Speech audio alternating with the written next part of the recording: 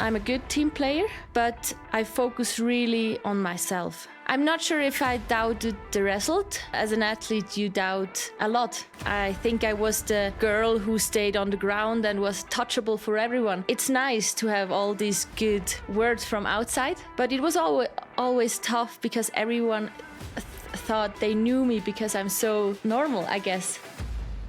Holdener crosses the line. Our guest today is one of the most complete and consistent alpine skiers of her generation. A multi-discipline talent forged in the heart of Switzerland. This is Wendy Holdener, the heart of Swiss skiing.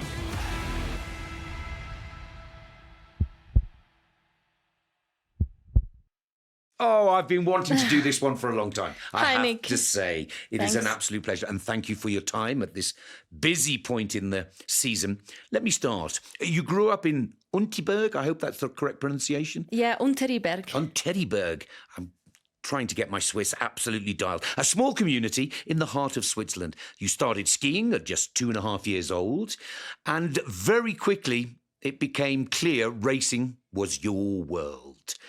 What do you remember from those early days, and how did your brothers shape your courage and that instinct for speed? I'm not sure if at the beginning it was racing I got in love. I just loved to ski. At the village I grew up, you either ski or do ski Nordic, and we were always the family who likes to ski down the mountain and don't do endurance. So I love to have early skiing sessions with the ski club and have afternoon fun in the park or powdering or skiing with one ski or have school breaks where we could ski with the school actually. So yeah, I just have the love for skiing. I can see the smile on your face already looking back to those early years. Now, your family often describes you as fearless, and the little sister who never hesitated to follow her brothers. Do you still feel that version of yourself when you look back? I can remember those days really good. They're really present in my mind. So yeah, I for sure was that. I mean, they were jumping over a big jump and I was the only one left on top. And I thought, oh, someone younger did it, so then I can do it as well, and just did it. And it not always came good, but yeah, it shaped me. And I had those days for sure more when I still skied speed races or the combined was a priority. But I still got those days where I need the courage to go. You made your World Cup debut at 17, already the world number one in your age category. What did it feel like to be thrown into this sort of big international ski racing world at such a young age? I was 17 when the Swiss team decided I can join them for the trainings camp in Ushuaia. I was like really, I never thought of that. We were just like young girls having fun and racing. And I was a little bit shocked, actually. I just called my mother and said, Mom, I can go to New Zealand, but we need a pass.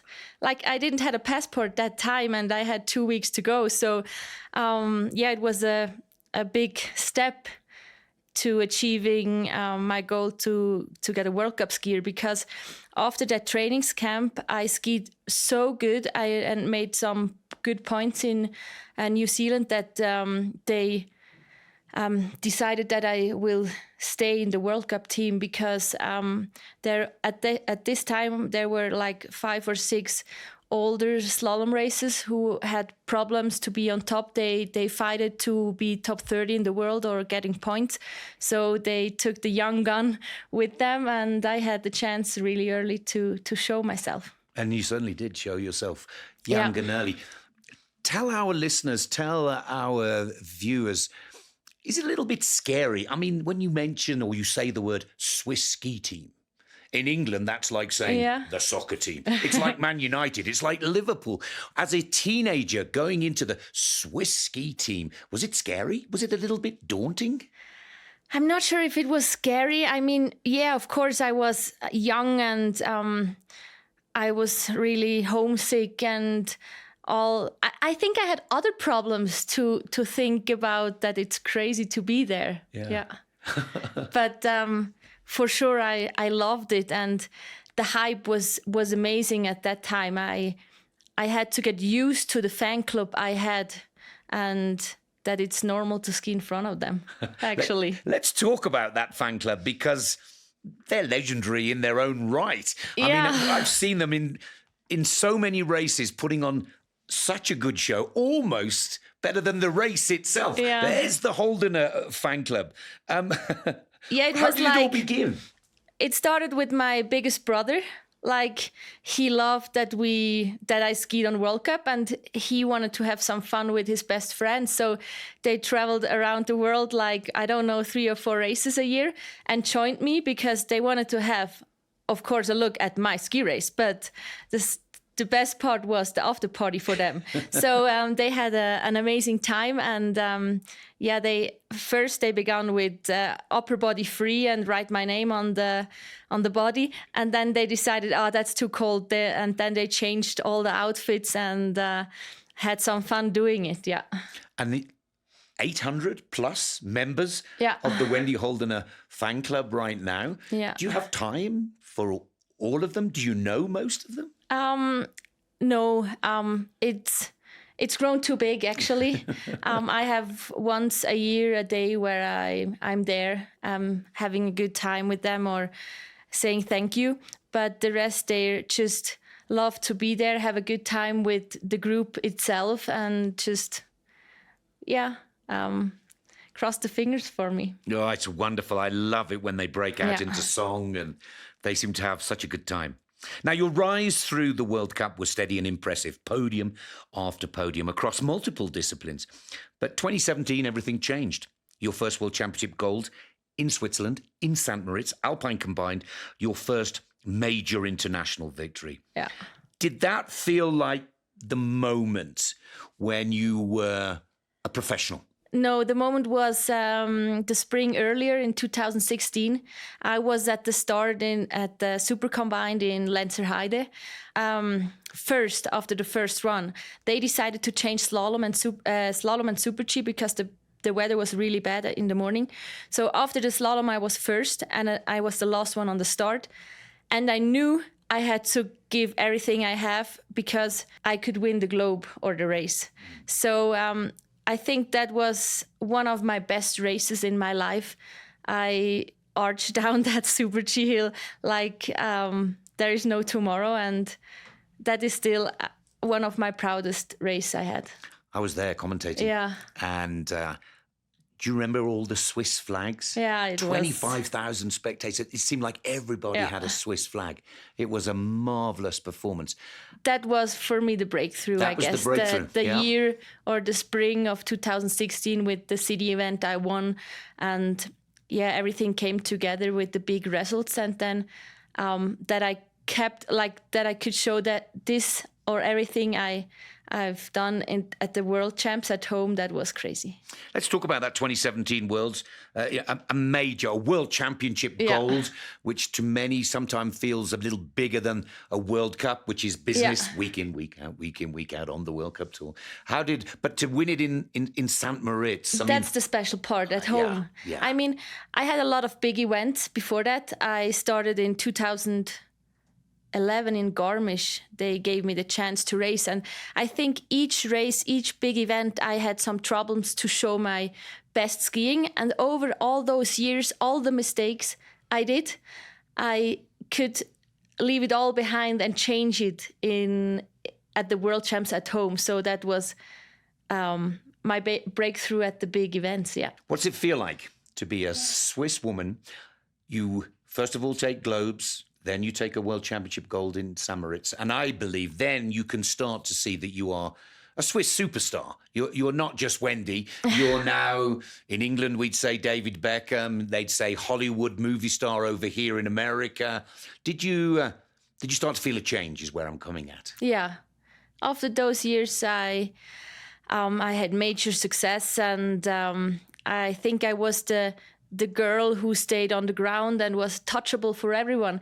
It's nice to have all these good, I don't know words from outside, but it was always tough because everyone thought they knew me because I'm so normal, I guess. So for sure at that moment, I tried to don't look too much around and make my way, because otherwise I'm recognized too much in Switzerland. But it's always nice now also.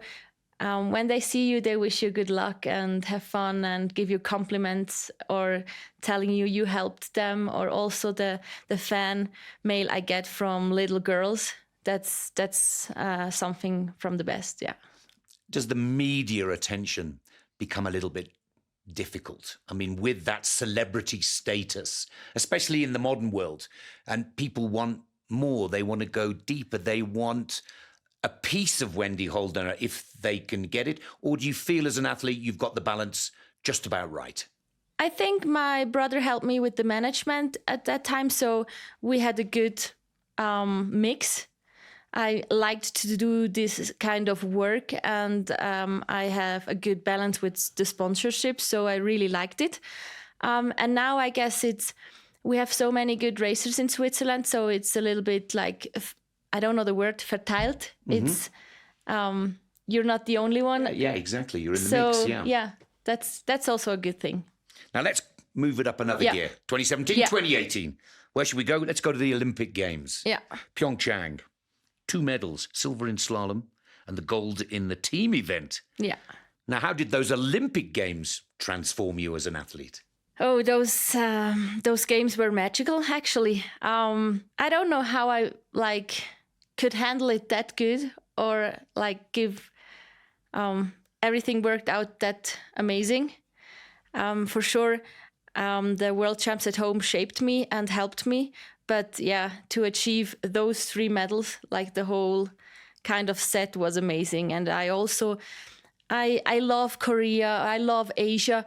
That's also Peking. I always loved that kind of the world. And I always visited those places before to have a look at the people, the life, because I knew when I go back for racing, I don't have time for that kind of stuff, but I want to know where I am, how the people work. And so I always had a kind of connection with the country itself, and that helped me a lot to love to go back and give my best. That's beautiful. That really is beautiful. And of course, the story that everyone remembers, I mean, I remember them all, to be honest. I've enjoyed so much of your career. 30 World Cup slalom podiums without a victory. I mean, for years, you were the symbol of consistency, always there, always close. We say always the bridesmaid, never the bride in English. Then Killington, 2022, Sestriere, 2 weeks later. Yeah, Tell us was those amazing. Stories. So that year I was in Killington, waking up in my room, and I was nervous for sure, but I somehow just knew I will get the win this year. I feel it. I was really good prepared. I was in shape. So I kind of knew it will come, but that it will come at the same day, I couldn't imagine, but it was a really nice moment to also share it with Anna Sven Larsen, because we were both long in the business, and it was our first win for both of us. So, it was amazing. Did it feel like it was a weight off your shoulders? Were you starting to think it was never going to happen? 30 podiums, Wendy. Yeah, the question were... I didn't like them anymore. Like, when comes your first win, I can't hear that question anymore, or I couldn't.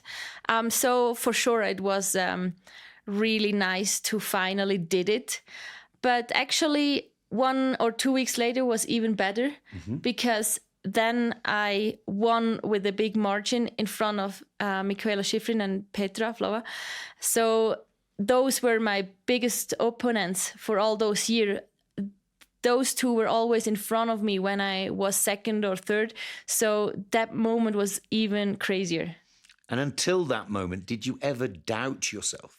Did you course. start to think, I'm never going to get this Schifrin woman behind me. I'm never going to get the better of Petra? I'm not sure if I doubted the result, but as an athlete, you doubt always, or always is maybe a hard word, but a lot. Yeah, that's, I guess, normal in each person's life. It was a magical race in Sestre. Yeah. And for me as a commentator, that's the first time that I realized that women's alpine racing is more entertaining, brought more. People were talking about it. It was on the papers, it was on the front page. And then the men's race was sort of 2 stories below. I didn't know that, but it's nice to hear that I made it on top. Yeah, it really was brilliant. I think maybe a lot of people, or I felt it, like a lot of people were so happy for me. Like everyone from the circuit congratulated me or were happy for me, even Petra and Michaela. So I guess that was a special moment because everyone knew I was there and trying it a lot. So that was really like heartwarming. I'll tell you a funny story. I worked at Eurosport at the time. Yeah. I was in the studios and we come out of the commentary box, high five, the cross-country commentator, Wendy wins, high five. And then all of a sudden I'm high-fiving with people that I don't know. Yeah. It's a guy, the sound engineer, and a guy from the archive department. Wendy got one, high five. I mean, it was just amazing. So many people were happy for you to win again. I mean, I was already, I don't know, 10 years on the circuit or even more, 12. And the one who liked to watch ski race knew it. And that was a perfect moment. It was sensational. Now, your journey has also included powerful emotional moments. In 2024, you lost your brother, Kevin, your manager, your supporter, and the person who initiated many of the projects you were working on together, including the SRF documentary that ultimately became a tribute to him. If you feel comfortable, how has his presence shaped your journey? Still not comfortable, still crying, but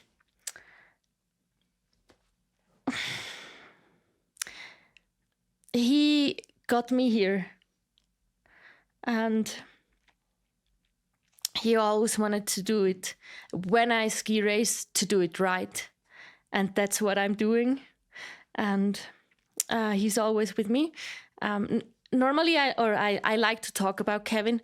I don't like to talk about it in the media because I can't hear those questions always. Like, I want to ski, and he's always with me, but I don't want that it's always the major thing over me. I want to talk about the races or the good thing I do, but inside me, he's always here, and he makes me a better ski racer, and I really miss him. Wonderful words. Me too. Sorry. Okay, let's move on. Some fun parts now. Yes, let's go and have some fun. Switzerland has produced one of the strongest women's teams in the world, and you've been at the heart of it for more than a decade. How have your teammates influenced your growth? I loved to travel the world with my teammates, having a good time. But also I was for a long time alone in the Slalom World Cup. So I know both sides. And I think ski racing is a hard sport because you're a team, but also you're a lone fighter, or how can you say that? Yeah, good words. So I think I'm a good team player, but I focus really on myself. So if someone from my teams needs something or wants something or needs an advice, they can come like all the time to me and I will help them. But otherwise, I think I have so much going on with myself and trying to figure out my things alone. So that's why I'm really focused on me. How have your teammates sort of influenced your growth? Michelle, Corinne, Lara, what have those relationships meant to you? Good buddies, or you've pinched a little bit of technique here and a little bit of technique there, or just good friends that are going through the same experiences as you? I guess from each one, something else. I could take a lot of with me from each one. Like Lara, for example, she's such a good role model, and I love the last couple of years we had together because we could talk better than the earlier days. With Michelle, I went through so much stuff. We have so much memories together that I miss that our path crossed, not crossed. I stayed more in slalom and giant slalom, and she's now a speed skier, so I miss for sure that. And so I think from each girl or woman, you can take something to make yourself better. That's lovely words. One of the most emotional moments of your career came recently in Saalbach, winning the team combined silver together with Lara at the World Championships. Lara Gut-Barami, for those of you that are two leaders of Swiss skiing sharing a silver medal. What did that moment mean to you? That was amazing. Lara told me if she's gonna race, she wanna race with me. And I just went before the World Champ started to her and said, look, Laura, I want to race with you. I know you will decide just after the downhill, but just that you know, I'm here, I'm waiting, and I would love to do it. And then she went out in the downhill. And my team were like, will she do it or not? And I somehow thought she will do it. It gives her motivation. And then soon after, I got a text and she said, I'm in. And I was so excited. So the day when the race were, I watched literally in my bed from the TV because I did my warm-up session like at 8 till 10, had 2 hours break in my hotel and watched her. And then I saw, fuck, it wasn't what we hoped for because I'm not sure if she did a mistake or not, but she was at the 10th position. So I was like, okay, now it's my turn. Let's change it. I got a message actually from her. I didn't see her personally, but she wrote me, yeah, I know you can do it. Let's go. You don't have something to lose. And I knew I don't have something to lose, but I also knew in myself, if I really show my best skiing I have, I still can turn around it. Yes. And so I was so nervous at the start. And actually, I did it. You certainly did. Yeah, I had an amazing run. I don't know, I was 5/10 or more faster than the other slalom skiers. And it was so amazing to be in the leader box with Lara and watch the race. It was like, I was so nervous if we get it. And she was like always the calm one next to me. You did a good job, we're good. But I was like so nervous. And it was such a happy moment when we got the podium. And even on the end, we could nearly win. Like, we didn't made it, but it was so cool to be in the leader box with her. And when we knew we were second, I just grabbed her and like put her up and stuff like this. And I guess it was a cool moment for both of us because we were always the lonely fighters ourselves. So that's for sure something to remember forever. It was a sensational moment on the TV. I think the whole event was a great success. Yeah. But I think why it was so successful is that you could see you hugging Lara, the fans loving you. It almost took away the focus from the racing. Yeah. Because those emotions were wonderful. They really were wonderful. And on the international stage, slalom has been dominated by giants, Schifrin and Vlhova. Where do you see yourself within that sort of landscape? It's hard to say. I guess they were always alone with their big team from 10 people around them and somehow a little bit different than the rest. So that's for sure hard to try it the other way with the normal team, with the normal country team. So we gave our all to fight them. And still are, actually. We're not giving up. And for sure, they have a different approach or life. Yeah. That's very interesting. But I like the point that you still are. Yeah. No, that's that one. Is there a rivalry or a relationship that has defined you the most? Is it the rivalry with Schifrin that keeps pushing you, for example? I guess that was both over the years. She always said she knew my eyes were on fire to catch her. And I still try. But over the years, you also had some really good moments we shared some flights to the World Champs in 2019, or you have more time to talk to each other. So I think both grew, and I think the friendship will grow when we're done with skiing. Yeah, that's lovely. Yeah. That's lovely. We move on to icy slope.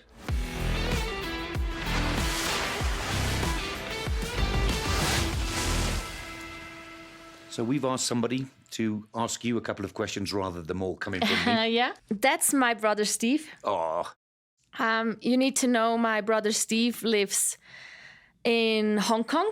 Wow. So he lives in Asia since 9 or 10 years now. So I'm excited what he will ask me. Should I start? Hit it. Hello. Surprise, surprise. Calling you here from rainy London before heading back to Asia later this week.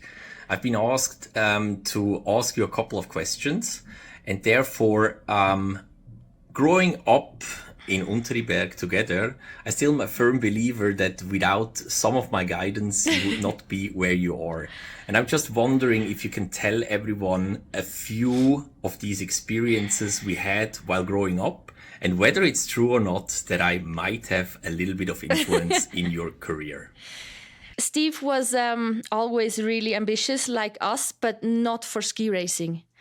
In a really early age, he decided ski racing, I won't be a pro. I want to go and make my business career. And I think that was some cool thing to see. He exactly knew what he wanted to do. He worked for his money, got his first car, worked for big companies, made his way without the Matura. I'm not sure if you know that. Yeah. So, and now he's in Asia and working his ass off and doing a great job. So for sure that one helped me. He's, I think, more calm than I am. He can see the situation bigger. So that's for sure something he helped me.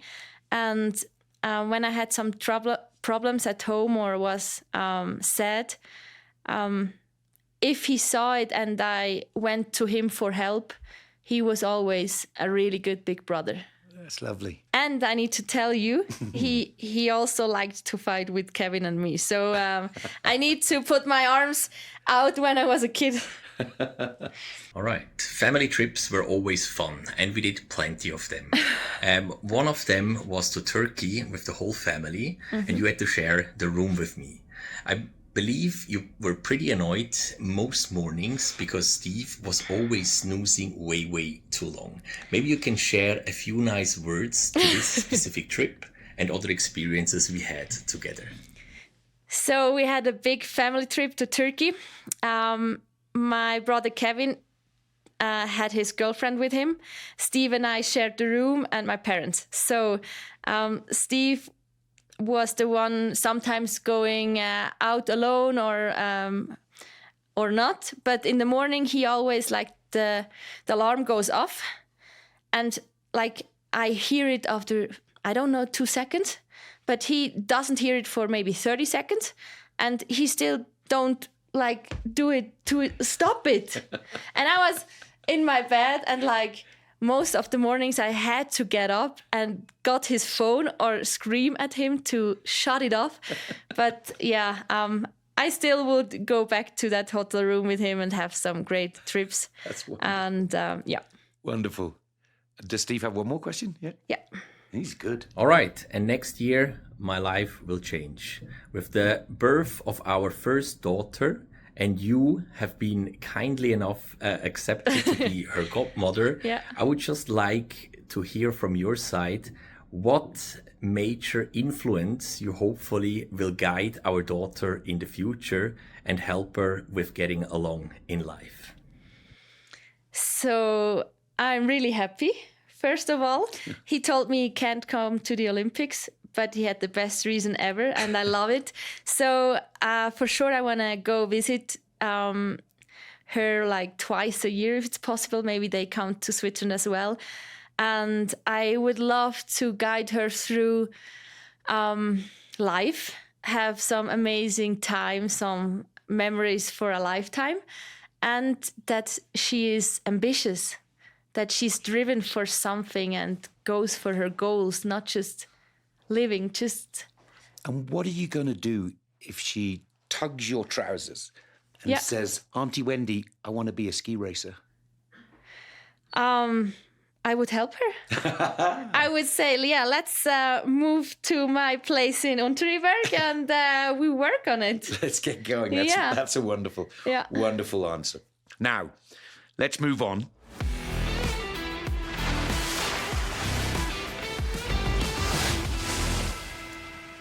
You've always been disciplined and focused, but also joyful.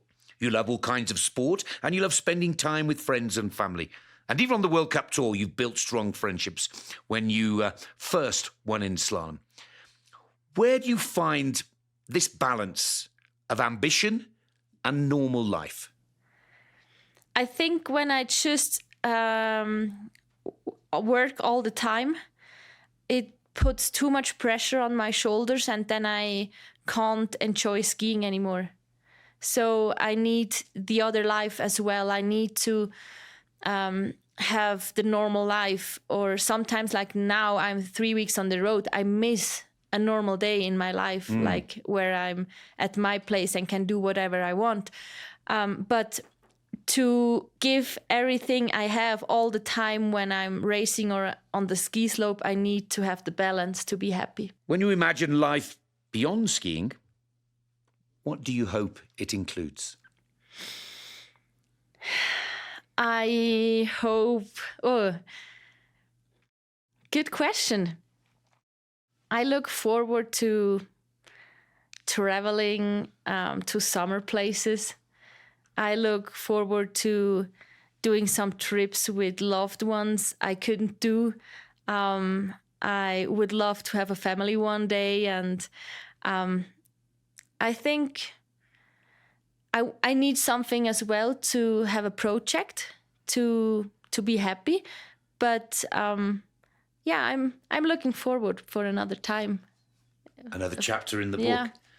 Are you proud of the person that you've become through this long, tough journey? I think some of the question you told me today, or some of the nice words you gave me, or the memories I maybe sometimes forgot, made me now again proud. Let's say it that way. Yeah. You should be proud, Yeah. Wendy. My goodness me, you should be proud. Thanks. Let's move on to the last, because I know you've got the busiest training program in the world, like every professional athlete. A quick rapid fire section.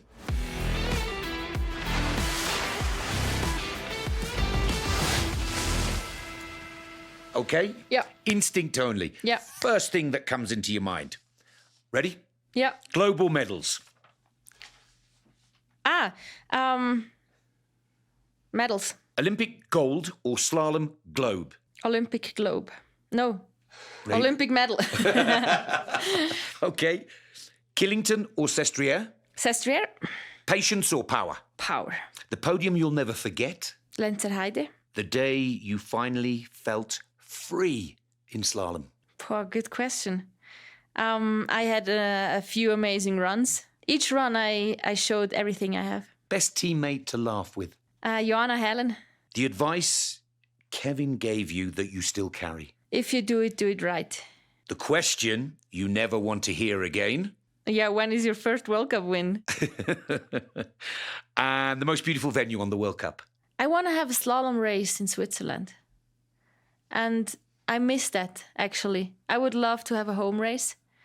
I really liked the races. When I think back, being on the start in Gromontana for my Super G podium I did with 31, you are on the start and you hear just the crowd, Swiss crowd screaming for you, everyone, the slipper, the people on the nets or the fences. And that's the thing I love. So I love the races I have at home because then it's like this. But also other races where you knew they're cheering for you. I love that feeling. So I guess every venue that it feels like they're for me and they want to help me fly through the mountain, that's my favorite. We should work on that, a slalom in Switzerland. Biggest dream still ahead? Olympics. Who would you call in an emergency? My boyfriend, Remy. Worst teammate to share a room with? Maybe some of them would say me. Joanna always told me I'm a really loud person. And yeah, let's say it that way. That's a very clever, cool move, I would say. Sunrise training or sunset recovery? Both. Yeah, good answer. Home Olympics or another World Championship title? Home Olympics. I can't have that. Well, I never know. Yeah, I No, suppose that's done. it's too late now, yeah. because we're going to France and then we're going to Salt Lake City. So, World Champs at home in Crans-Montana. That'd be lovely. Yeah, Can't it would lovely. wait. Yeah. I'm getting excited already. Then I can hear the fans screaming again. Oh, that'd be more than screaming, I tell you. It'll be like the Rolling Stones. Powder or surfing? Powder. Yeah. Vreni Schneider or Lara Gutbarami? Lara. Von or Schifrin? Von did an amazing job to come back. Kush or Odermatt? Gish. Love him. So do I. Kostelic or Schild? Kostelic. Lake or sea? Sea. Mountain or sea? Can't decide. I need both. Let's say it that way. Are you still having fun? Yes. Oh, wonderful. Wendy, thank you for your honesty, your strength, and the heart you brought to this conversation today. Thanks. Your journey remains one of greatness, not only winning, but in staying true to who you are. And to all of our listeners, thank you for joining us. You know you can subscribe to Spotify, all of the platforms. You can enjoy this wonderful conversation with this beautiful lady here today, Wendy Holdener. Thank you so much. Thank you, Nick. Alpine Pulse is an official podcast of the FIS, produced by Maniac Studios.